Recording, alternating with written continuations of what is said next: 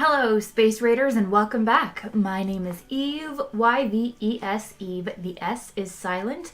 If you are joining for the first time today, we are doing a read-aloud of the Hitchhiker's Guide to the Galaxy. If you're watching live on Twitch, welcome to my Twitch. If you are watching a past broadcast on YouTube, welcome to my channel. A couple of things to go over before we get started. I wanted to first of all, invite everyone to join my Discord. There is a link on my Twitch page, and I'll make sure to include a link in the description for this video. On top of that, however, since the Discord community has been growing the way that it has, I will soon discontinue the pinging of the entire server for live streams. Instead, it will just ping you on through the Twitch app itself. So my Discord will not ping anyone when I'm going live. Now, I will also be starting up some new channels for book clubbers and doing maybe like a book of the month or even a book of the week, depending on what we're reading. As well, we are doing movie night tomorrow. Hello, James. How are you? I say movie night. It's the afternoon for me in the central U.S., but it's nighttime for most of my European viewers, if not at least late afternoon. And so I do have a selection of movies up for vote in the announcements channel on my Discord server. If you will be joining us, make sure that you vote on a movie, but please only vote if you will be joining us. Now, with that said and done, when we left our friends yesterday, they were getting off the Heart of Gold onto Magrathea, the planet that did in fact turn out to be Magrathea, according to the omniscient author in this story. You're dying. I hope you don't die. I hope you live. I'm doing well, thank you. Got a little bit of a cough, but I think I'm all right otherwise. Got me some tea with lemon and honey to try to keep my voice going. I'm planning on going through 7 chapters today, which is about 30 pages of reading. I guess we'll see how well my voice does. Yeah, I think it's mostly just from doing this. I think I'm tiring my larynx out because I'm not used to talking so much. You probably did. I got sick from you. But without any further ado, I will go ahead and get started here with Hitchhiker's Guide to the Galaxy, Chapter 20. 5 figures wandered slowly over the blighted land. Bits of it were dullish gray, bits of it dullish brown, the rest of it rather less interesting to look at. It was like a dried-out marsh, now barren of all vegetation and covered with a layer of dust about an inch thick. It was very cold. Zaphod was clearly rather depressed about it. He stalked off by himself and was soon lost to sight behind a slight rise in the ground. The wind stung Arthur's eyes and ears, and the stale, thin air clasped his throat. However, the thing that was stung most was his mind. "It's fantastic," he said, and his own voice rattled in his ears. Sound carried badly in this thin atmosphere. "Desolate hole, if you ask me," said Ford. "I could have more fun in a cat litter." He felt a mounting irritation. Of all the planets and all the star systems of all of the galaxy, many wild and exotic, seething with life, didn't he just have to turn up at a dump like this after 15 years of being a castaway? Not even a hot dog stand in evidence. He stooped down and picked up a cold clod of earth, but there was nothing underneath it worth crossing thousands of light years to look at. "No," insisted Arthur. "You don't understand. This is the first time I've actually stood on the surface of another planet, a whole alien world. Pity it's such a dump, though." Trillian hugged herself, shivered, and frowned. She could have sworn she saw a light and unexpected movement out of the corner of her eye, but when she glanced in that direction, all she could see was the ship, still and silent, 100 yards or so behind them. She was relieved when, a second or so later, they caught sight of Zaphod standing on top of the ridge of ground and waving them to come and join him. He seemed to be excited, but they couldn't clearly hear what he was saying because of the thinnish atmosphere and the wind.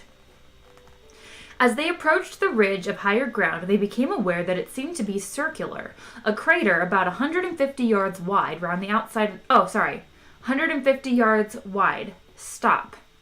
Round the outside of the crater, the sloping ground was spattered with black and red lumps. They stopped and looked at it a piece. It was wet. It was rubbery. With a horror, they suddenly realized that it was fresh whale meat. At the top of the crater's lip, they met Zaphod. "Look," he said, pointing into the crater. In the center lay the exploded carcass of a lonely sperm whale that hadn't lived long enough to be disappointed with its lot. The silence was only disturbed by the slight, involuntary spasms of Trillian's throat.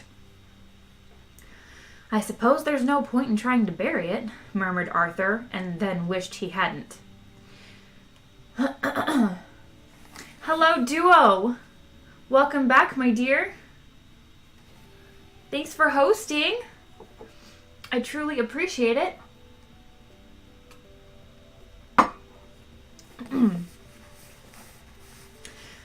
"Come," said Zaphod, and started back down into the crater. "What, down there?" said Trillian with severe distaste. "Yeah," said Zaphod. "Come on, I got something to show you." "We can see it," said Trillian. "Not that," said Zaphod. "Something else, come on." They all hesitated. "Come on," insisted Zaphod. "I found a way in." "In?" said Arthur in horror. "Into the interior of the planet. An underground passage. The force of the whale's impact cracked it open, and that's where we gotta go. Where no man has trod these 5 million years, into the depths of time itself." Marvin started his ironical humming again. Zaphod hit him, and he shut up. With little shudders of disgust, they all followed Zaphod down the incline into the crater, trying very hard to avoid looking at its unfortunate creator. "Life," said Marvin dolefully. "Loathe it or ignore it. You can't like it." The ground had caved in where the whale had hit it, revealing a network of galleries and passages now largely obstructed by collapsed rubble and entrails. Zaphod had made a start clearing a way into one of them, but Marvin was able to do it rather faster. Dank air wafted out of its dark recesses, and as Zaphod shone a flashlight into it, little was visible in the dusty gloom. "According to the legends," he said, "the Magratheans live most their lives underground." "Why's that?" said Arthur. "Did the surface become too polluted or overpopulated?" "No, I don't think so," said Zaphod. "I think they just didn't like it very much." "Are you sure you know what you're doing?" said Trillian, peering nervously into the darkness. "We've been attacked once already, you know." "Look, kid, I promise you the live population of this planet is 0 plus the 4 of us, so come on, let's get on in there." Hey, Earthman." "Arthur," said Arthur. "Yeah, could you just sort of keep this robot with you and guard the end of the passageway, okay?" "Guard?" said Arthur. "What from? You just said there's no one here." "Yeah, well, just for safety, okay?" said Zaphod. "Whose? Yours or mine?" "Good lad. Okay, here we go." Zaphod scrambled down into the passage, followed by Trillian and Ford. "Well, I hope you all have a really miserable time," complained Arthur. "Don't worry," Marvin assured him. "They will." In a few seconds, they had disappeared from view. Arthur stamped around in a huff and then decided that a whale's graveyard is not, on the whole, a good place to stamp around in. Marvin eyed him balefully for a moment, then turned himself off.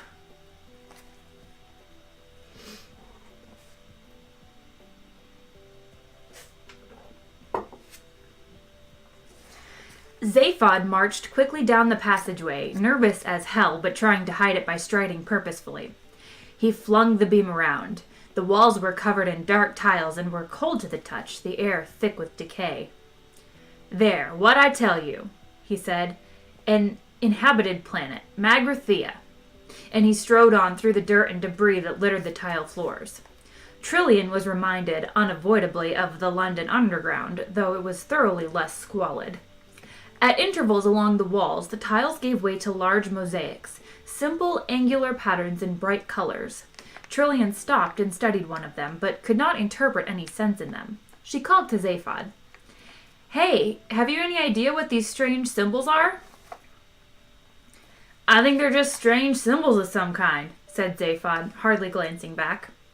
Trillian shrugged and hurried after him. From time to time, a doorway led either to the left or right into smallish chambers, which Ford discovered to be full of derelict computer equipment. He dragged Zaphod into one to have a look. Trillian followed. Look, said Ford. You reckon this is Magrathea. Yeah, said Zaphod, and we heard the voice, right? Okay, so I've bought the fact that it's Magrathea, for the moment. What you have so far said nothing about is how in the galaxy you found it. You didn't just look it up in a star atlas, that's for sure. Research, government archives, detective work, few lucky guesses, easy. And then you stole the heart of gold to come and look for it with. I stole it to look for a lot of things. A lot of things, said Ford in surprise. Like what? I don't know. What? I don't know what I'm looking for. What not? Because I think it might be because if I knew, I wouldn't be able to look for him. Well, are you crazy? It's a possibility I haven't ruled out yet, said Zaphod quietly. I only know as much about myself as my mind can work out under its current conditions, and its current conditions are not good. For a long time, nobody said anything, as Ford gazed at Zaphod with a mind suddenly full of worry. Listen, old friend, if you want to, started Ford eventually. No, wait, I'll tell you something, said Zaphod. I freewheel a lot. I get an idea to do something, and hey, why not? I do it. Reckon I'll become president of the galaxy, and it just happens. It's easy. Decide to steal this ship, decide to look for Magrathea, and it all just happens. Yeah, I work out how it can be best done right, but it always works out. It's like having a galactic credit card which keeps on working, though you never send off the checks. And then whenever I stop and think, why did I want to do something? How did I work out how to do it? Get a very strong desire to just stop thinking about it, like I have now. It's a big effort to talk about it. Zaphod paused for a while. For a while, there was silence. Then he frowned and said, Last night I was worrying about this again. About the fact that part of my mind just didn't seem to work properly. Then it occurred to me that the way it seemed was that someone else was using my mind to have good ideas with without telling me about it. Put the two ideas together and decided that maybe somebody locked off. Oh, can't turn the page. Maybe somebody locked off part of my mind for that purpose, which is why I couldn't use it. Wondered if there was a way I could check. Went to the ship's medical bay and plugged myself into the encephalographic screen. Went through every major screening test on both my heads, all the tests I had to go through under government medical officers before my nomination for presidency could be properly ratified. They showed up nothing unexpected at least. They showed that I was clever, imaginative, irresponsible, untrustworthy, extrovert, nothing you couldn't have guessed. No other anomalies, so I started inventing further tests, completely at random. Nothing. Then I tried superimposing the results from one head on top of the results from the other head. But still nothing. Finally I got silly because I'd given it all up as nothing more than an attack of paranoia. Last thing I did before I packed it in was take the superimposed picture and look at it through a green filter. You remember I was always superstitious about the color green when I was a kid? Always wanted to be a pilot on one of the trading scouts? Ford nodded. There it was, said Zaphod. Clear as day. Whole section on the middle of both brains that related only to each other and not to anything else around them. Some bastard had cauterized all the synapses and electronically traumatized those two lumps of cerebellum. Ford stared at him aghast. Trillian had turned white. Somebody did that to you? Whispered Ford. Yeah. But have you any idea who? Or why? Why? I can only guess, but I do know who the bastard was. Well, you know. How do you know? 'Cause they left their initials burned into the cauterized synapses. They left them just for me to see. Ford stared at him in horror and felt his skin begin to crawl. Initials? Burned into your brain? Yeah. Well, what were they, for God's sake? Zaphod looked at him in silence again for a moment. Then he looked away. ZB, he said, quietly. At that moment, a steel shutter slammed down behind them, and gas started to pour into the chamber. I'll tell you about it later, choked Zaphod as all three passed out.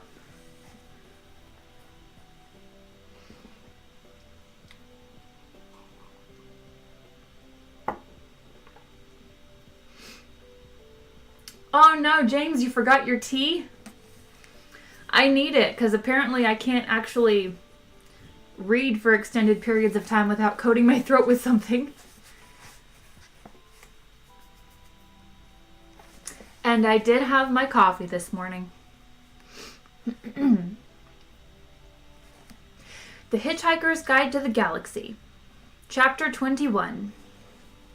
On the surface of Magrathea, Arthur wandered about moodily. Ford had thoughtfully left him his copy of The Hitchhiker's Guide to the Galaxy to while away the time with. He pushed a few buttons at random. The Hitchhiker's Guide to the Galaxy is a very unevenly edited book and contains many passages that simply seemed to its editors like a good idea at the time. One of these, the one Arthur now came across, supposedly relates the experiences of one Vit Vujigig, a quiet young student at the University of Maximegalon, who pursued a brilliant academic career studying ancient philology, transformational ethics, and the wave harmonic theory of historical perception, and then, after a night of drinking pan-galactic gargle blasters with Zaphod Beeblebrox, became increasingly obsessed with the problem of what had happened to all the ballpoints he'd bought over the past few years. There followed a long period of painstaking research during which he visited all the major centers of ballpoint loss throughout the galaxy, and eventually came up with a quaint little theory which quite caught the public imagination at the time.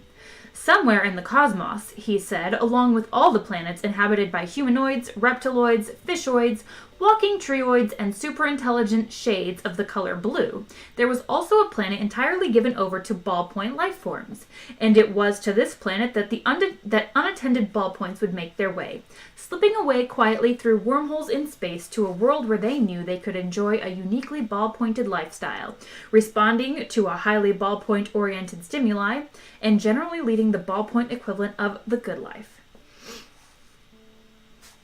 And, as theories go, this was all very fine and pleasant until Vit Vujigig suddenly claimed to have found this planet, and to have worked there for a while driving a limousine for a family of cheap green retractables, whereupon he was taken away, locked up, wrote a book, and was finally sent into tax exile, which is the usual fate reserved for those who are determined to make fools of themselves in public.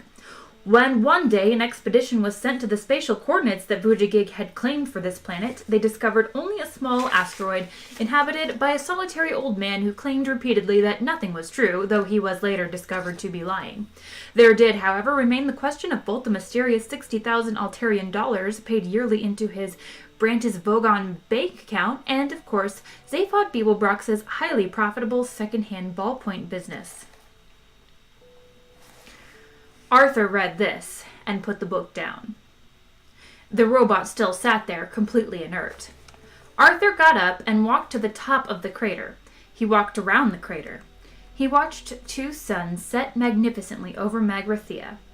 He went back down into the crater. He woke up the robot because even a manically depressed robot is better to talk to than nobody. "Night's falling," he said. "Look, robot, the stars are coming out." From the heart of a dark nebula, it is possible to see very few stars, and only very faintly, but they were there to be seen. The robot obediently looked at them, then looked back. "I know," he said. "Wretched, isn't it?" "But that sunset, I've never seen anything like it in my wildest dreams. The two suns. It was like mountains of fire boiling into space." "I've seen it," said Marvin. "It's rubbish." "We only ever had the one sun at home," persevered Arthur. "I came from a planet called Earth, you know." "I know," said Marvin. "You keep going on about it. It sounds awful." No, it was a beautiful place. Did it have oceans? Oh, yes, said Arthur with a sigh. Great, wide, rolling blue oceans. Can't bear oceans, said Marvin. Tell me, inquired Arthur, do you get on well with other robots? Hate them, said Marvin. Where are you going? Arthur couldn't bear any more. He had got up again. I think I'll just take another walk, he said. Don't blame you, said Marvin, and counted 597 billion sheep before falling asleep again a second later. Arthur slapped his arms about himself to try and get his circulation a little more enthusiastic about its job. He trudged back up the wall of the crater. Because the atmosphere was so thin, and because there was no moon, nightfall was very rapid, and it was now very dark. Because of this, Arthur practically walked into the old man before he noticed him.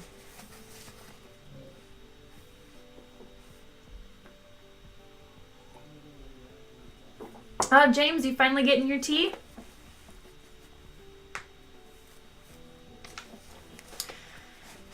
Hitchhiker's Guide to the Galaxy, Chapter 22.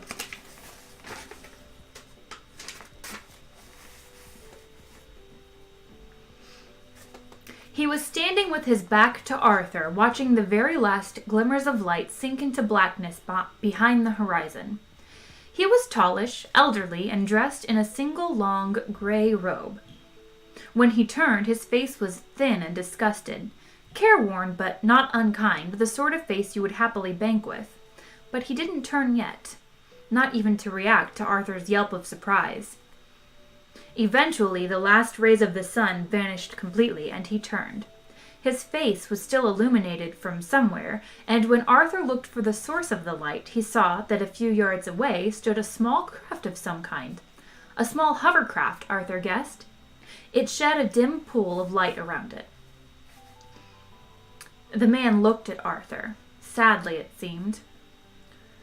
You chose a cold night to visit our dead planet, he said. Who are you? Stammered Arthur.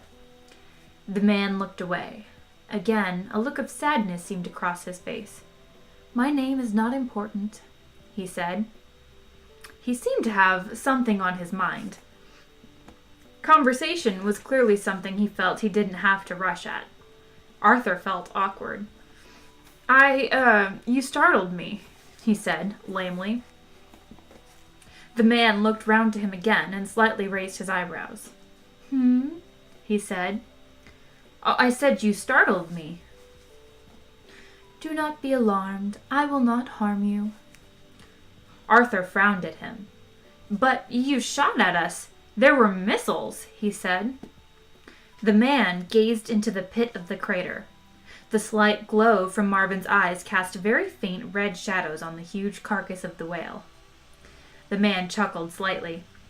An automatic system, he said, and gave a small sigh. Ancient computers ranged in the bowels of the planet tick away in the dark millennia, and the ages hang heavy on their dusty databanks. I think they take the occasional pot shot to relieve the monotony. He looked gravely at Arthur and said, I'm a great fan of science, you know. Oh, really? Said Arthur, who was beginning to find the man's curious, kindly manner disconcerting. Oh, yes, said the old man, and simply stopped talking again. Ah, said Arthur. He had an odd feeling of being like a man in the act of adultery who is surprised when the woman's husband wanders into the room, changes his trousers, passes a few idle remarks about the weather, and leaves again. You seem ill at ease, said the old man with polite concern. No, well, yes, actually. You see, we weren't really expecting to find anybody about, in fact. I sort of gathered that you were all dead or something. Dead? Said the old man. Good gracious me, no. We have but slept. Slept? Said Arthur incredulously. Yes, through the economic recession, you see, said the old man, apparently unconcerned about whether Arthur understood a word he was talking about or not. Arthur had to prompt him again. Economic recession? Well, you see, 5 million years ago, the galactic economy collapsed, and seeing that custom-built planets are something of a luxury commodity, you see... He paused and looked at Arthur.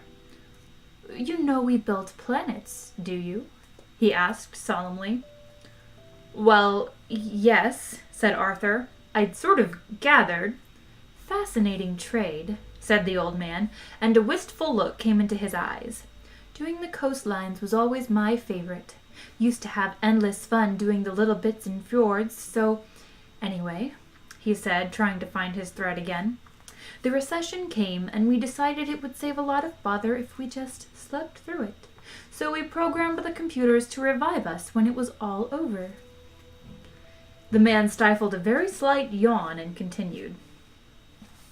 The computers were index-linked to the galactic stock market prices, you see, so that we'd all be revived when everybody else had rebuilt the economy through, enough to afford our rather expensive services. Arthur, a regular Guardian reader, was deeply shocked at this. That's a pretty unpleasant way to behave, isn't it? Is it? Asked the old man mildly. I'm sorry, I'm a bit out of touch. He pointed down into the crater. Is that robot yours? He said. No, came a thin metallic voice from the crater. I'm mine. If you'd call it a robot, muttered Arthur. It's more a sort of electronic sulking machine. Bring it, said the old man. Arthur was quite surprised to hear a note of decision suddenly present in the old man's voice. He called to Marvin, who crawled up the slope making a big show of being lame, which he wasn't. On second thoughts, said the old man, leave it here. You must come with me. Great things are afoot. He turned toward his craft, which, though no apparent signal had been given, now drifted quietly toward them through the dark. Arthur looked down at Marvin, who now made an equally big show of turning round laboriously and trudging off down into the crater again, muttering sour nothings to himself. Come, called the old man. Come now, or you will be late. Late, said Arthur. What for?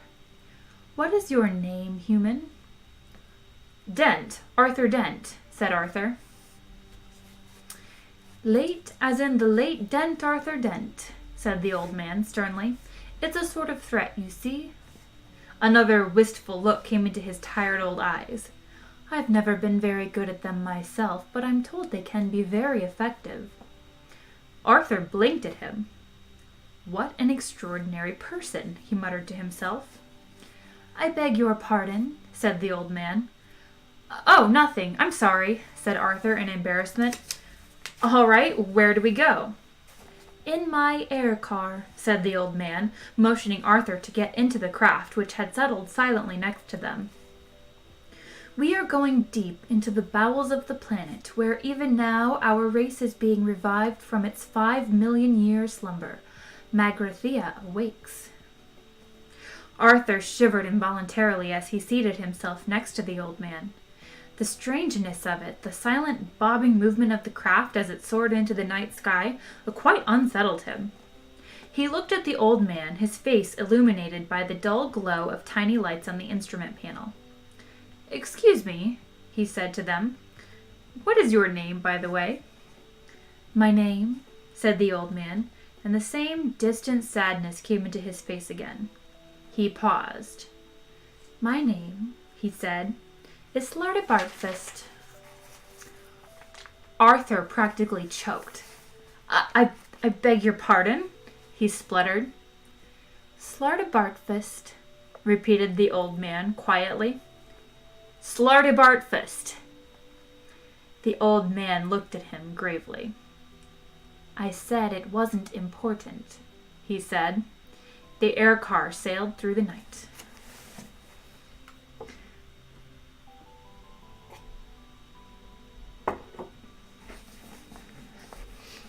Hitchhiker's Guide to the Galaxy, Chapter 23. It is an important and popular fact that things are not always what they seem. For instance, on the planet Earth, man had always assumed that he was more intelligent than dolphins because he had achieved so much. The wheel, New York, wars, and so on, while all the dolphins had ever done was muck about in the water having a good time. But conversely, the dolphins had always believed that they were far more intelligent than man, for precisely the same reasons. Curiously enough, the dolphins had long known of the impending destruction of the planet Earth and had made many attempts to alert mankind to the danger. But most of their communications were misinterpreted as amusing attempts to punch footballs or whistle for tidbits, so they eventually gave up and left the Earth by their own means shortly before the Vogons arrived. The last ever dolphin message was misinterpreted as a surprisingly sophisticated attempt to do a double backward somersault through a hoop while whistling the Star-Spangled Banner. But in fact, the message was this: "So long, and thanks for all the fish." In fact, there was only one species on the planet more intelligent than dolphins, and they spent a lot of their time in behavioral research laboratories, running around inside wheels and conducting frighteningly elegant and subtle experiments on man. The fact that once again man completely misinterpreted this relationship was entirely according to these creatures' plans. Hello, Barretter. How are you? It's good to see you. Welcome back.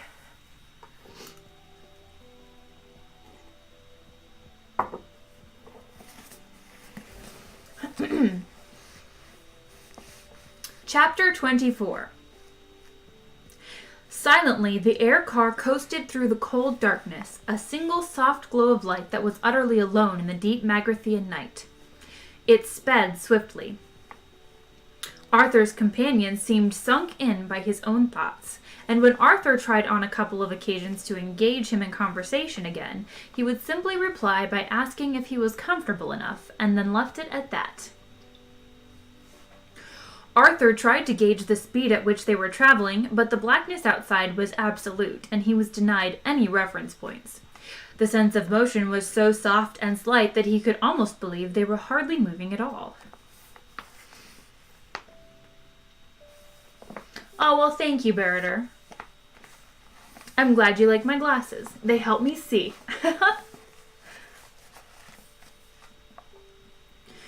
Then, a tiny glow of light appeared in the far distance and within seconds had grown so much in size that Arthur realized it was traveling toward them at colossal speed, and he tried to make out what sort of craft it might be. He peered at it but was unable to discern any clear shape, and suddenly gasped in alarm as the air car dipped sharply and headed downward in what seemed to be a certain collision course. Their relative velocity seemed unbelievable, and Arthur had hardly time to draw breath before it was all over. The next thing he was aware of was an insane silver blur that seemed to surround him. He twisted his head sharply round and saw a small black point dwindling rapidly in the distance behind them, and it took him several seconds to realize what had happened. They had plunged into a tunnel in the ground. The colossal speed had been their own, relative to the glow of light, which was a stationary hole in the ground, the mouth of the tunnel. The insane blur of silver was the circular wall of the tunnel down which they were shooting, apparently at several hundred miles an hour. He closed his eyes in terror. After a length of time, which he made no attempt to judge, he sensed a slight subsidence in their speed, and some while later became aware that they were gradually gliding to a gentle halt. He opened his eyes again. They were still in the silver tunnel, threading and weaving their way through what appeared to be a crisscross warren of converging tunnels. When they finally stopped, it was in a small chamber of curved steel. Several tunnels also had their termini here, and at the further end of the chamber, Arthur could see a large circle of dim, irritating light. It was irritating because it played tricks with the eyes. It was impossible to focus on it properly or tell how near or far it was. Arthur guessed, quite wrongly, that it might be ultraviolet. Slartibartfus turned and regarded Arthur with his solemn old eyes. "Earthman," he said, "we are now deep in the heart of Magrathea."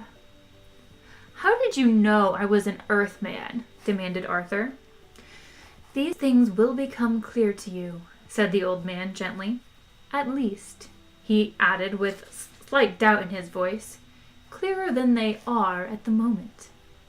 He continued, "I should warn you that the chamber we are about to pass into does not literally exist within our planet.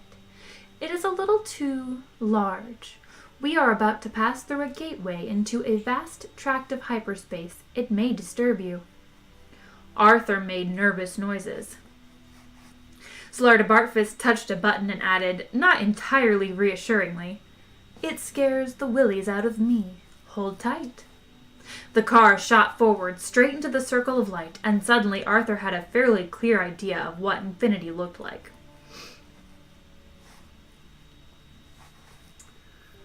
"Hello, demonic apple, and welcome. Krim, my son. Hello." We've just begun chapter 24.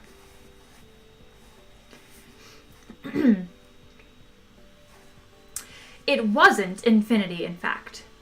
Infinity itself looks flat and uninteresting.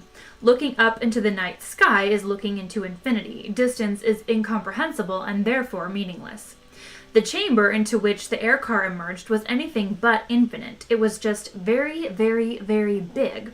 So big that it gave the impression of infinity far better than infinity itself. Arthur's senses bobbed and spun as, traveling at the immense speed he knew the air car attained, they climbed slowly through open air, leaving the gateway through which they had passed an invisible pinprick in the shimmering wall behind them. The wall. The wall defied the imagination, seduced and defeated it. The wall was so paralyzingly vast and sheer that its top, bottom, and sides passed away beyond the reach of light. The mere shock of vertigo could kill a man. The wall appeared perfectly flat. It would take the finest laser measuring equipment to detect that as it climbed, apparently to infinity. As it dropped dizzily away, as it planed out to either side, it also curved. It met itself again, 13 light seconds away. In other words, the wall formed the inside of a hollow sphere, a sphere over 3 million miles across and flooded with unimaginable light. "Welcome," said Slartibartfast as the tiny speck that was the air car, traveling now at 3 times the speed of sound, crept imperceptibly forward into the mind-boggling space. "Welcome," he said, "to our factory floor." Arthur stared about him in a kind of wonderful horror. Ranged away before them at distances he could neither judge nor even guess at were a series of curious suspensions, delicate traceries of metal, and light hung about shadowy spherical shapes that hung in the space. "This," said Slartibartfast, "is where we make most of our planets, you see." "You mean," said Arthur, trying to form the words, "you mean you're starting it all up again now?" "No, no, good heavens, no," exclaimed the old man. "No, the galaxy isn't nearly rich enough to support us yet. No, we've been awakened to perform just one extraordinary commission for very special clients from another dimension. It may interest you, there in the distance in front of us." Arthur followed the old man's finger till he was able to pick out the floating structure he was pointing at. It was, indeed, the only one of the many structures that betrayed any sign of activity about it, though this was more a subliminal impression than anything one could put one's finger on. At that moment, however, a flash of light arced through the structure and revealed, in stark relief, the patterns that were formed on the dark sphere within. Patterns that Arthur knew. Rough, blobby shapes that were as familiar to him as the shapes of words, part of the furniture of his mind. For a few seconds he sat in stunned silence as the images rushed around his mind and tried to find somewhere to settle down and make sense. Part of his brain told him that he knew perfectly well what he was looking at and what the shapes represented, while another quite sensibly refused to countenance the idea and abdicated responsibility for any further thinking in that direction. The flash came again, and this time there could be no doubt. "The Earth," whispered Arthur. "Well, the Earth Mark II, in fact," said Slartibartfast cheerfully. "We're making a copy from our original blueprints." There was a pause. Are you trying to tell me, said Arthur, slowly and with control, that you originally made the earth? Oh, yes, said Slartibartfast. Did you ever go to a place, I think it was called Norway? No, said Arthur. No, I didn't. Pity, said Slartibartfast. That was one of mine. Won an award, you know. Lovely crinkly edges. I was most upset to hear of its destruction. You were upset? Yes. 5 minutes later, and it wouldn't have mattered so much. It was quite a shocking cock-up. Huh? Said Arthur.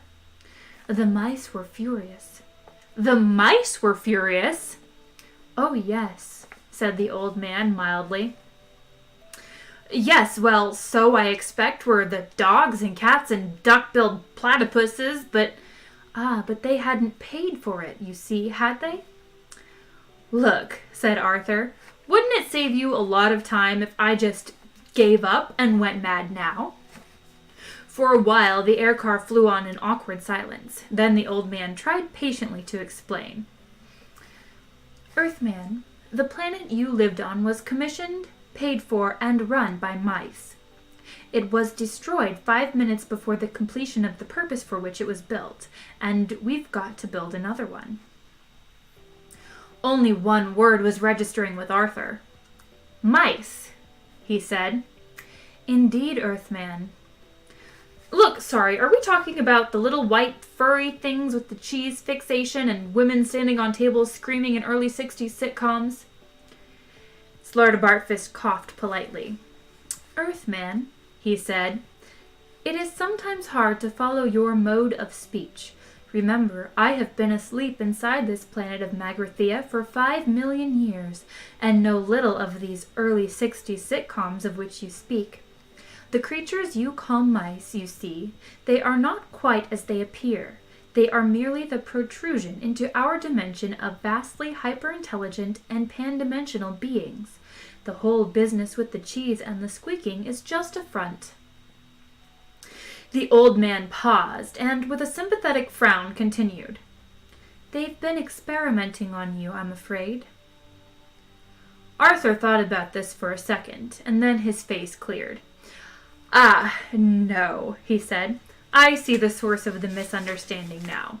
No, look, you see, what happened was that we used to do experiments on them. They were often used in behavioral research, Pavlov and all that sort of stuff. So what happened was that the mice would be set all sorts of tests, learning to ring bells, run around mazes, and things like that. So the whole nature of the learning process could be examined.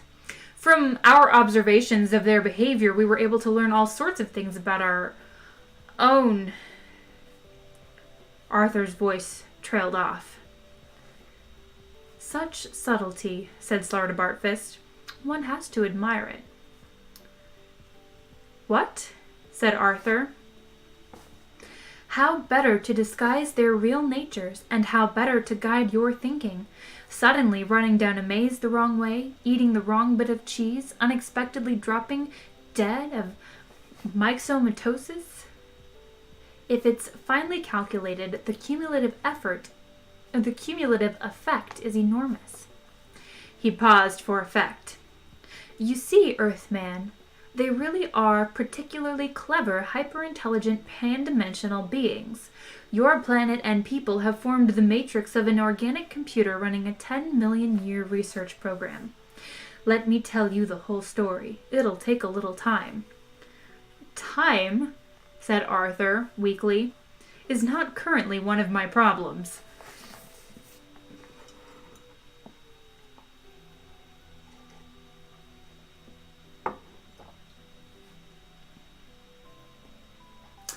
It's not a dragonfly, it's the wasp. From Ant-Man and the Wasp. She's shrinking, see? Get it? It's a t-shirt. Lophmore got one that's the Ant-Man. It came in one of our loot boxes.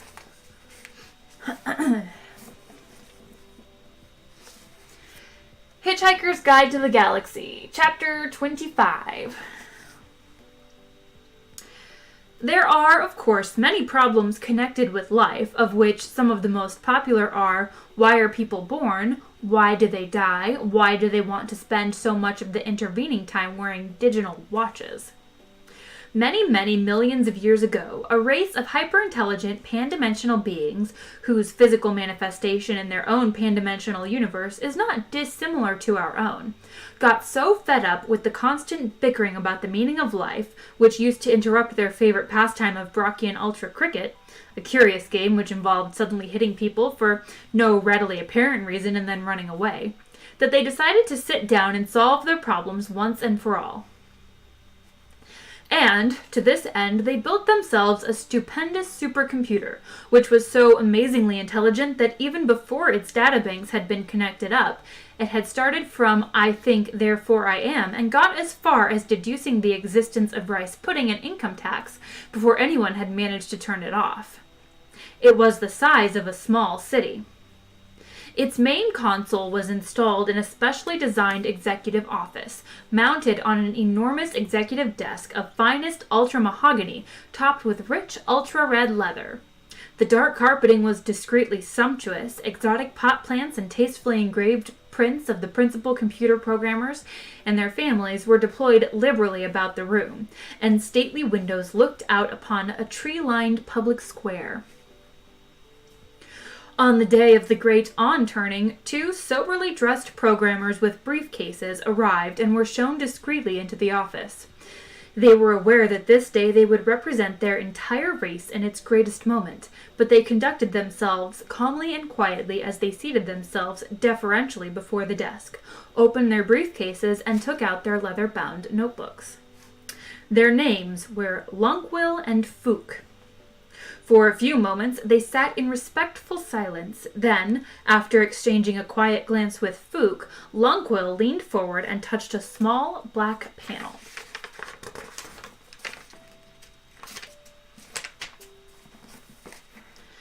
The subtlest of hums indicated that the massive computer was now in total active mode.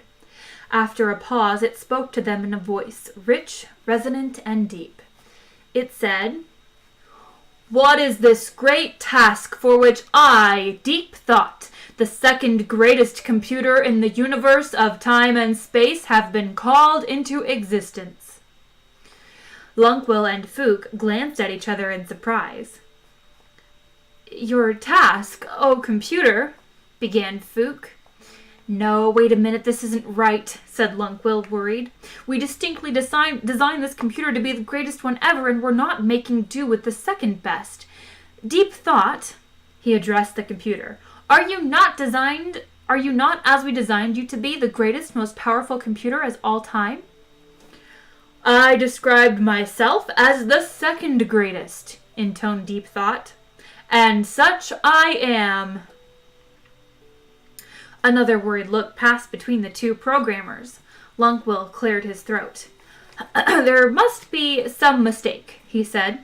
"Are you not a greater computer than the Milliard Gargantubrain at Maximegalon, which can count all the atoms in a star in a millisecond?" "The Milliard Gargantubrain," said Deep Thought with unconcealed contempt. "A mere abacus. Mention it not." "And are you not," said Fook, leaning anxiously forward, "a greater analyst than the Googleplex star thinker in the 7th galaxy of light and ingenuity, which can calculate the trajectory of every single dust particle throughout a 5-week Dangabrad beta sand blizzard?" "A 5-week sand blizzard," said Deep Thought haughtily. "You ask this of me, who have contemplated the very vectors of the atoms in the Big Bang itself? Molest me not with this pocket calculator stuff." The 2 programmers sat in uncomfortable silence for a moment. Then Lunkwil leaned forward again. "But are you not," he said, "a more fiendish disputant than the great hyperlobic omni-cognate neutron wrangler of Ciceronicus 12, the magic and indefatigable?" The great hyperlobic omnicognate neutron wrangler, said Deep Thought, thoroughly rolling the R's. Could talk all four legs off an Arcturian mega-donkey, but only I could persuade it to go for a walk afterward. Then what, asked Fook, is the problem? There is no problem, said Deep Thought with magnificent ringing tones. I am simply the second greatest computer in the universe of space and time. But the second? Insisted Lunquill. Why do you keep saying the second? Surely you're not thinking of the multicorticoid Perspicutron Titan Muller, are you? Or the Pondermatic? Or the... Contemptuous lights flashed across the computer's console. I spare not a single unit of thought on these cybernetic simpletons, he boomed. I speak of none but the computer that is to come after me. Fook was losing his patience. He pushed his notebook aside and muttered, I think this is getting needlessly messianic. You know nothing of future time, pronounced Deep Thought, and yet in my teeming circuitry I can navigate the infinite delta streams of future probability and see that there must one day come a computer whose merest operational parameters I am not worthy to calculate, but which it will be my fate to eventually design. Fook sighed heavily and glanced across to Lunquill. Can we get on and ask the question, he said. Lunquill motioned him to wait. What is this computer of which you speak? He asked. I will speak of it no further in this present time, said Deep Thought. Now, ask what else of me you will that I may function. Speak. They shrugged at each other. Fook composed himself. Oh, Deep Thought computer, he said, the task we have designed you to perform is this. We want you to tell us. He paused. The answer. The answer, said Deep Thought. The answer to what? Life, urged Fook. The universe, said Lunquill. Everything, they said in chorus. Deep Thought paused for a moment's reflection. Tricky, he said finally. But can you do it? Again, a significant pause. Yes, said Deep Thought.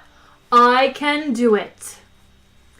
There is an answer, said Fook with breathless excitement. A simple answer, added Lunquill. Yes, said Deep Thought. Life, the universe, and everything. There is an answer, but, he added, I'll have to think about it. A sudden commotion destroyed the moment. The door flew open and two angry men wearing the coarse, faded blue robes and belts of the Cruxswan University burst into the room, thrusting aside the ineffectual flunky who tried to bar their way. We demand admission, shouted the younger of the two men, elbowing a pretty young secretary in the throat. Come on, shouted the older one. You can't keep us out. He pushed a junior programmer back through the door. We demand that you can't keep us out, bawled the younger one, though he was now firmly inside the room and no further attempts were being made to stop him. Who are you? Said Lunquill, rising angrily from his seat. What do you want? I am Magrathea, announced the older one. And I demand that I am Vroom Fondle, shouted the younger one. Magrathea turned on Vroom Fondle. It's all right, he explained angrily. You don't need to demand that. All right, brawled Vroom Fondle, banging on a nearby desk. I am Vroom Fondle, and that is not a demand, that is a solid fact. What we demand is solid facts. No, we don't, exclaimed Magrathea in irritation. That is precisely what we don't demand. Scarcely pausing for breath, Vroom Fondle shouted, We don't demand solid facts. What we demand is a total absence of solid fact. I demand that I may or may not be Vroomfondle. But who the devil are you? Exclaimed an outraged Fook. We, Magrathea, are philosophers. Though we may not be, said Vroomfondle, waving a warning finger at the programmers. Yes, we are, insisted Magrathea. We are quite definitely here as representatives of the amalgamated union of philosophers, sages, luminaries, and other thinking persons, and we want this machine off, and we want it off now. What's the problem? Said Lonquill. I'll tell you what the problem is, mate, said Magrathea. Demarcation, that's the problem. We demand, yelled Vroomfondle, that demarcation may not be the problem. You just let the machines get on with the adding up, warned Magrathea, and we'll take care of the eternal verities, thank you very much. You want to check your legal position, you do, mate. Under the quest for ultimate truth is quite clearly the unalienable prerogative of your working thinkers. Any bloody machine goes and actually finds it, and we're straight out of a job, aren't we? I mean, what's the use of our sitting up half the night arguing that there may or may not be a god if this machine only goes and gives you his bleeding phone number the next morning? That's right, shouted Vroomfondle. We demand rigidly defined areas of doubt and uncertainty. Suddenly, a stentorian voice boomed across the room. Might I make an observation at this point? Inquired Deep Thought. We'll go on strike, yelled Vroomfondle. That's right, agreed Magrathea. You'll have a national philosopher's strike on your hands. The hum level in the room suddenly increased as several ancillary bass driver units, mounted in sedately carved and varnished cabinet speakers around the room, cut in to give Deep Thought's voice a little more power. All I wanted to say, bellowed the computer, is that my circuits are now irrevocably committed to calculating the answer to the ultimate question of life, the universe, and everything. He paused and satisfied himself now that he had everyone's attention, before continuing more quietly. But the program will take me a little while to run. Fook glanced impatiently at his watch. How long? He said. 7.5 million years, said Deep Thought. Lonquill and Fook blinked at each other. 7.5 million years? They cried in chorus. Yes, exclaimed Deep Thought. I said I'd have to think about it, didn't I? And it occurs to me that running a program like this is bound to create an enormous amount of popular publicity for the whole area of philosophy in general. Everyone's going to have their own theories about what answer I'm eventually going to come up with, and who better to capitalize on that media market than you yourselves. So long as you can keep disagreeing with each other violently enough and maligning each other in the popular press, and so long as you have clever agents, you can keep yourselves on the gravy train for life. How does that sound? The two philosophers gaped at him. Bloody hell, said Magrathea. Now that's what I call thinking. Here, Vroomfondle, why did we never think of things like that? Dunno, said Vroomfondle in an awed whisper. Think our brains might be too highly trained, Magrathea. So saying, they turned on their heels and walked out of the door and into a lifestyle beyond their wildest dreams.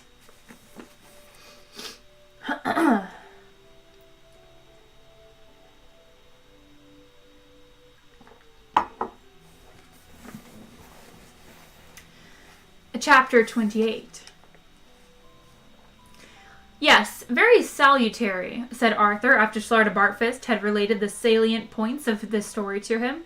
But I don't understand what all this has got to do with the earth and mice and things. That is but the first half of the story, Earthman, said the old man. If you would care to discover what happened 7.5 million years later, on the great day of the answer, allow me to invite you to my study where you can experience the events yourself on our sensotape records. That is, unless you would care to take a quick stroll on the surface of New Earth. It's only half completed, I'm afraid. We haven't even finished burying the artificial dinosaur skeletons in the crust yet. Then we have the Tertiary and Quaternary periods of the Cenozoic era to lay down. And no, thank you, said Arthur. It wouldn't be quite the same. No, said Slartibartfast, it won't be. And he turned the air car round and headed back toward the mind-numbing wall.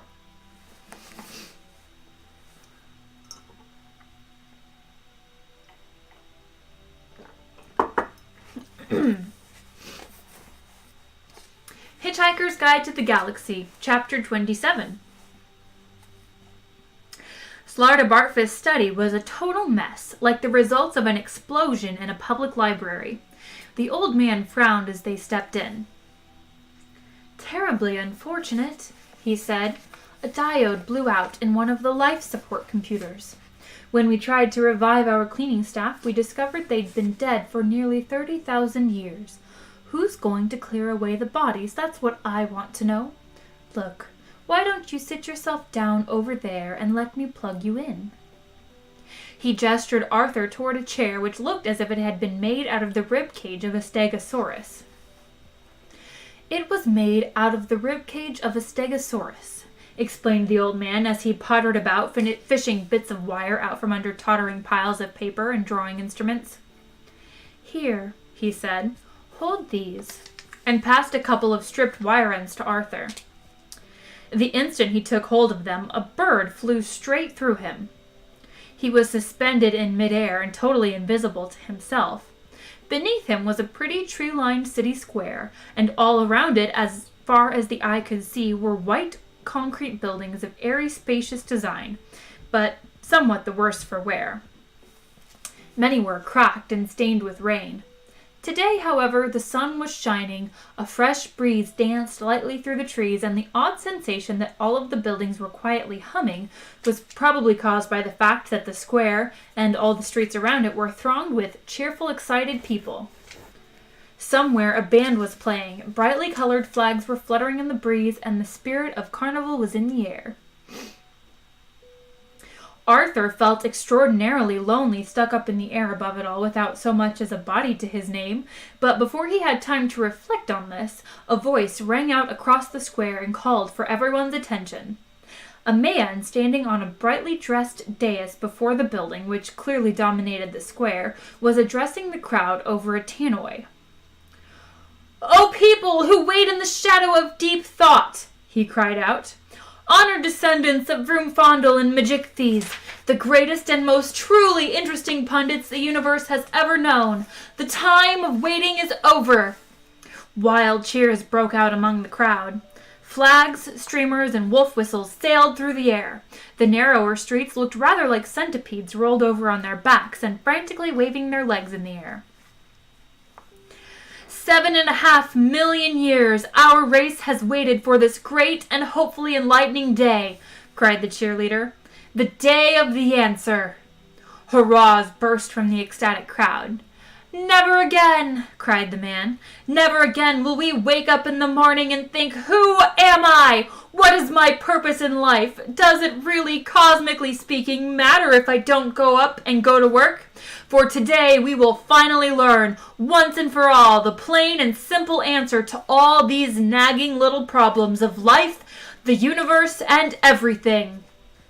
As the crowd erupted once again, Arthur found himself gliding through the air and down toward one of the large, stately windows on the first floor of the building behind the dais from which the speaker was addressing the crowd. He experienced a moment's panic as he sailed straight toward the window, which passed when a second later or so he found he had gone right through the solid glass without apparently touching it. No one in the room remarked on his peculiar arrival, which is hardly surprising as he wasn't there. He began to realize that the whole experience was merely a recorded projection which knocked 6-track 70mm into a cocked hat. The room was much as Slartibartfast had described it. In 7.5 million years it had been well looked after and cleaned regularly every century or so. The ultra-mahogany desk was worn at the edges, the carpet a little faded now, but the large computer terminal sat in sparkling glory on the desk's leather top, as bright as if it had been constructed yesterday. Two severely dressed men sat respectfully before the terminal and waited. "The time is nearly upon us," said one, and Arthur was surprised to see a word suddenly materialize in thin air by the man's neck. The word was loonqual, and it flashed a couple of times and then disappeared again. Before Arthur was able to assimilate this, the other man spoke. The word fouge appeared by his neck. 75,000 generations ago, our ancestors set this program in motion, the second man said, and in all that time we will be the first to hear the computer speak. An awesome prospect, fouge, agreed the first man, and Arthur suddenly realized that he was watching a recording with subtitles. "We are the first ones who will hear," said fouge, "the answer to the great question of life." "The universe," said Loonqual, "and everything." "Shh," said Loonqual with a slight gesture. "I think Deep Thought is preparing to speak." There was a moment's expectant pause while panels slowly came to life on the front of the console. Lights flashed on and off experimentally and settled down into a businesslike pattern. A soft, low hum came from the communication channel. "Good morning," said Deep Thought at last. Good morning, oh Deep Thought," said Loonqual nervously. "Do you have, that is, an answer for you?" interrupted Deep Thought majestically. "Yes, I have." The two men shivered with expectancy. Their waiting had not been in vain. "There really is one?" breathed fouge. "There really is one," confirmed Deep Thought.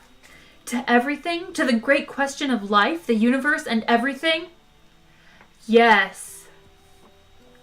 Both of the men had been trained for this moment. Their lives had been a preparation for it. They had been selected at birth as those who would witness the answer. But even so, they found themselves gasping and squirming like excited children. "And you're ready to give it to us?" urged Loonqual. "I am." "Now?" "Now," said Deep Thought. They both licked their dry lips. "Though I don't think," added Deep Thought, "that you're going to like it." "Doesn't matter," said fouge. "We must know it now." "Now?" inquired Deep Thought. "Yes, now." "All right," said the computer, and settled into silence again. The two men fidgeted. The tension was unbearable. "You're really not going to like it," observed Deep Thought. "Tell us." "All right," said Deep Thought. "The answer to the great question." "Yes?" "Of life, the universe, and everything," said Deep Thought. "Yes?" "Is," said Deep Thought, and paused. "Yes?" "Is." "Yes?" 42, said Deep Thought, with infinite majesty and calm. And that concludes Chapter 27 of The Hitchhiker's Guide to the Galaxy. Hello, Ol' Willis. Welcome to the stream. It looks like you just caught the tail end here of the read aloud.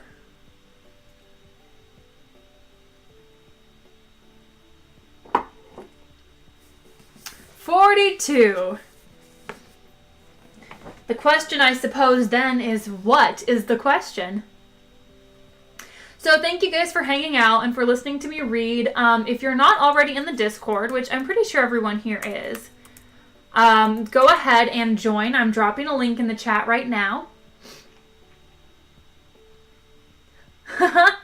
Deep Thought's brain exploded. Do you guys want me to read some more? I can do another chapter or two. I think my voice can hold out a little bit longer.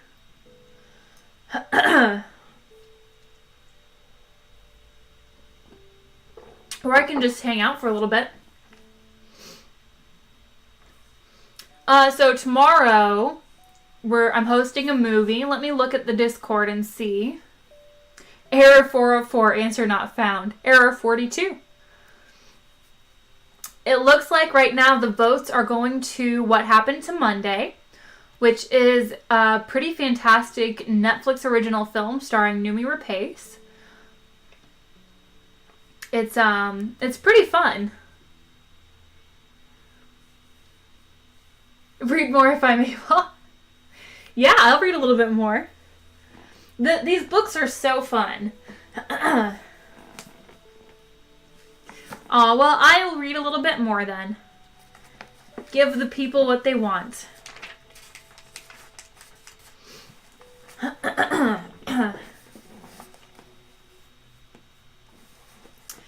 Chapter 28. It was a long time before anyone spoke. Out of the corner of his eye, Foosh could see the sea of tense, expectant faces down in the square outside. "We're going to get lynched, aren't we?" he whispered. "It was a tough assignment," said Deep Thought mildly. 42? Yelled Loonqual. "Is that all you've got to show for 7.5 million years' work?" "I checked it very thoroughly," said the computer, "and that quite definitely is the answer. I think the problem, to be quite honest with you, is that you've never actually known what the question is." "But it was the great question, the ultimate question of life, the universe, and everything," howled Loonqual. "Yes," said Deep Thought with the air of one who suffers fools gladly. "But what exactly is it?" A slow, stupefied silence crept over the men as they stared at the computer and then at each other. "Well, it's just everything. Everything," offered Foosh weakly. "Exactly," said Deep Thought. "So once you do know what the question actually is, you will know what the answer means." "Terrific," muttered Foosh, flinging aside his notebook and wiping away a tiny tear. "Look, all right, said Loonqual. "Can you please just tell us the question?" "The ultimate question?" "Yes." "Of life, the universe, and everything?" "Yes." Deep Thought pondered for a moment. "Tricky," he said. "But you can do it!" cried Loonqual. Deep Thought pondered this for another long moment. Finally, "No," he said firmly. Both men collapsed into their chairs in despair. "But I'll tell you who can," said Deep Thought. They both looked up sharply. "Who? Tell us!" Suddenly, Arthur began to feel his apparently non-existent scalp begin to crawl as he found himself moving slowly but inexorably forward and toward the console, but it was only a dramatic zoom on the part of whoever had made the recording, he assumed. "I speak of none but the computer that is to come after me," intoned Deep Thought, his voice regaining its accustomed declamatory tones. "A computer whose merest operational parameters I am not worthy to calculate, and yet I will design it for you. A computer that can calculate the question to the ultimate answer. A computer of such infinite and subtle complexity that organic life itself shall form part of its operational matrix. And you yourselves shall take on new forms and go down into the computer to navigate its 10 million year program. Yes, I shall design this computer for you, and I shall name it also unto you, and it shall be called the Earth." Foosh gaped at Deep Thought. "What a dull name," he said, and great incisions appeared down the length of his body. Loonqual, too, suddenly sustained horrific gashes from nowhere. The computer console blotched and cracked, the walls flickering and crumbled, and the room crashed upward into its own ceiling. Slartibartfast was standing in front of Arthur, holding the two wires. "End of the tape," he explained. I think I can do one more chapter. Chapter 29. Zaphod, wake up. Where? Hey, come on, wake up. Just let me stick to what I'm good at, yeah? Muttered Zaphod and rolled away from the voice back to sleep. Do you want me to kick you? Said Ford. Would it give you a lot of pleasure? Said Zaphod blearily. No. Nor me, so what's the point? Stop bugging me. Zaphod curled himself up. He got a double dose of the gas, said Trillian, looking down at him. 2 windpipes. Stop talking, said Zaphod. It's hard enough trying to sleep anyway, and what's the matter with the ground? It's all cold and hard. It's gold, said Ford.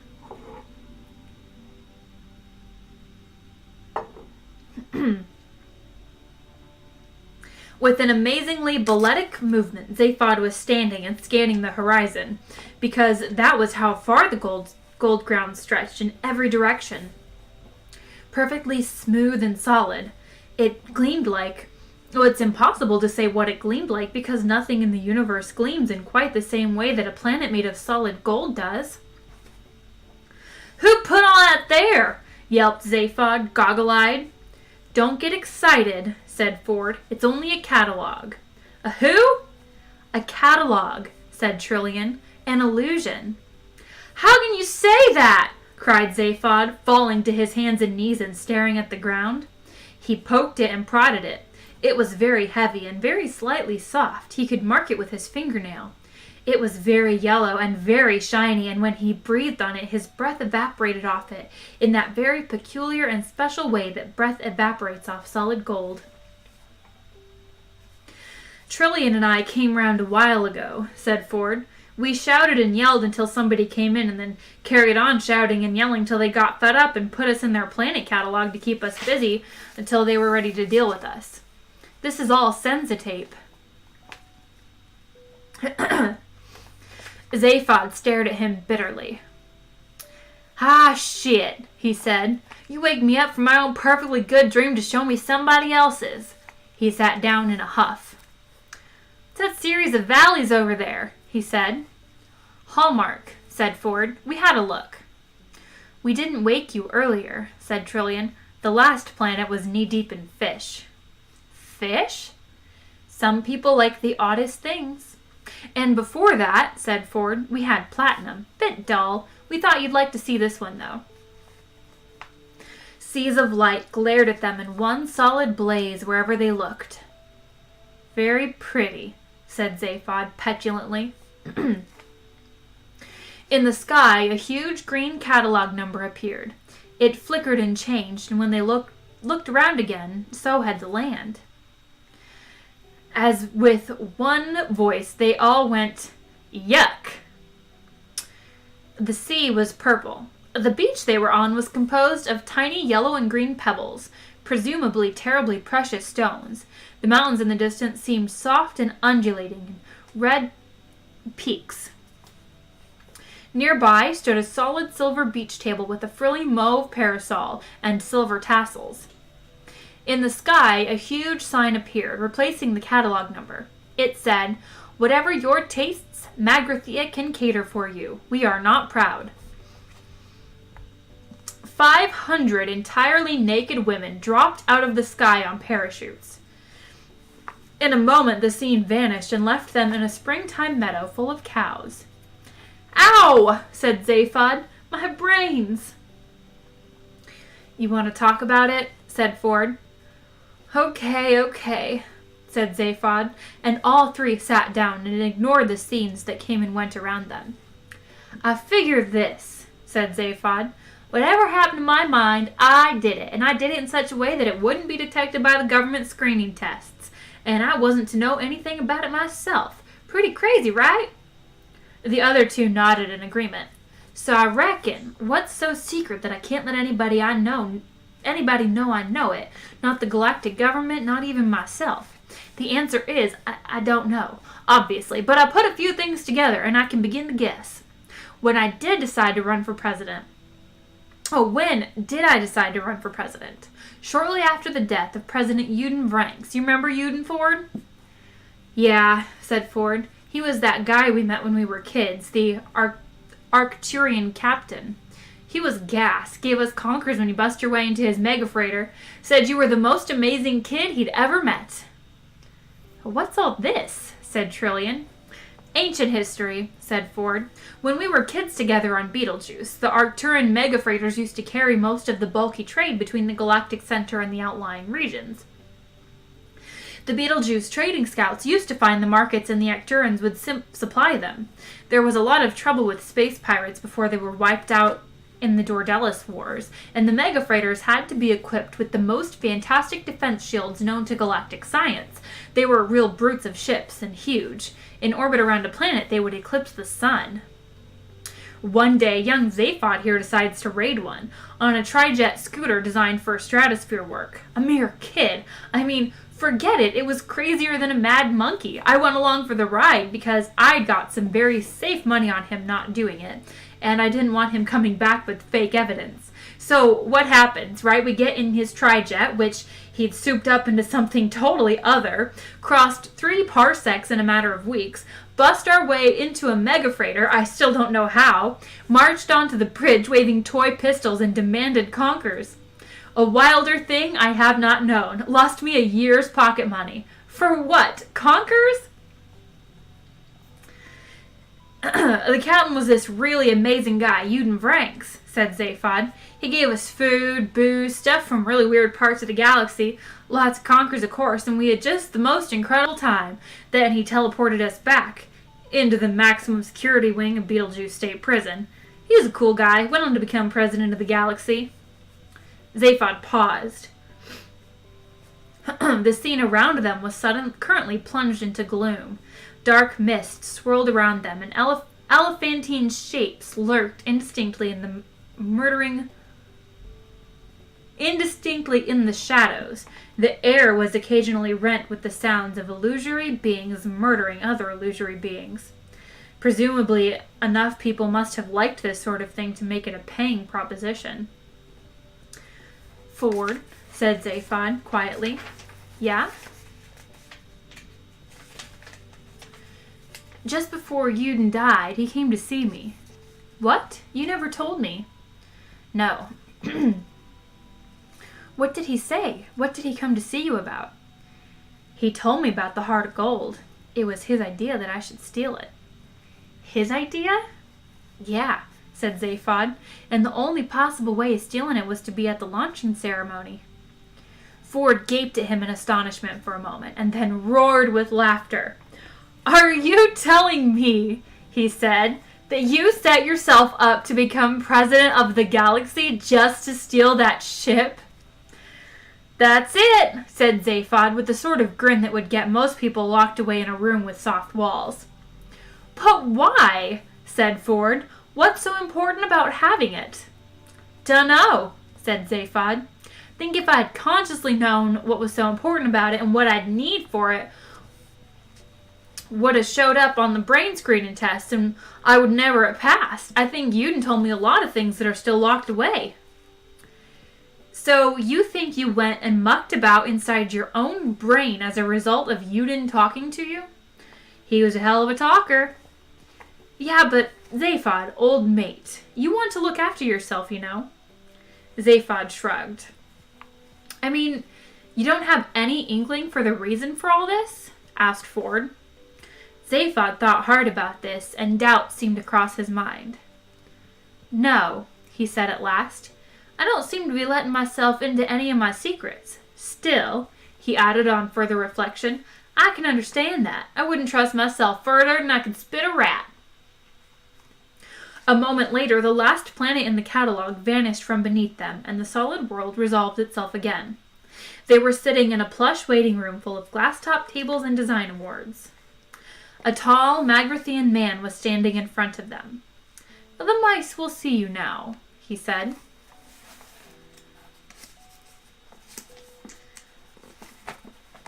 I think that's all the reading I have in me today, guys. Sorry.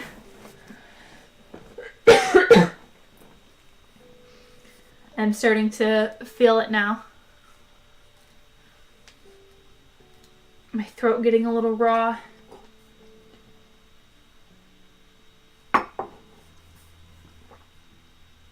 But I am glad you wanted to hear more. And I will be back on Thursday to continue from that point. I don't think there's actually much left in here. Well, thank you. And thanks for hanging out and watching. Or, yeah, watching and listening. I think we only have like 5 chapters left. Yeah. It's almost over. So probably Thursday we'll finish it up. So, like I said earlier, if you're not in the Discord, join the Discord. We're watching a movie at my Rabbit channel tomorrow.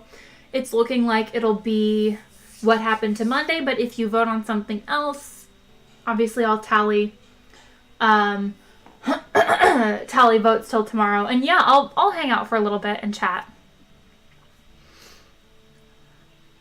Let me look real quick at the announcements. Yep, we still have 3 votes on Monday and only 2 votes on everything else.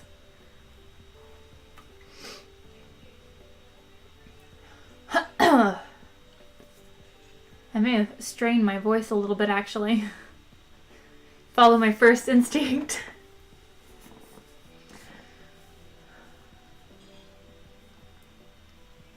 I believe you did. I think you voted for Role Models, which is the comedy film I had picked out.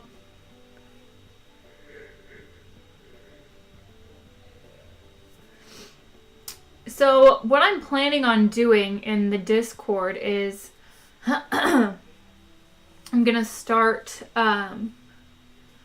like a book club category.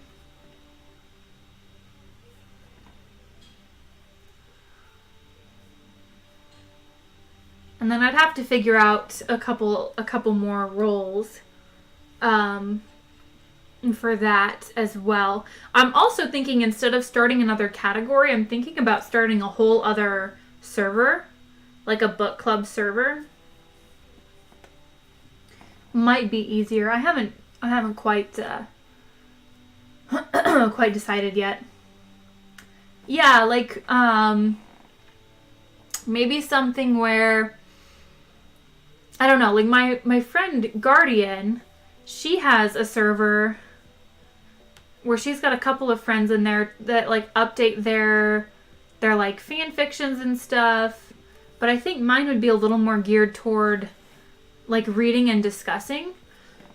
I don't know. I haven't decided yet. I might just leave things as they are. Try to integrate what I already have, like, slowly over to more, like, literature-based stuff.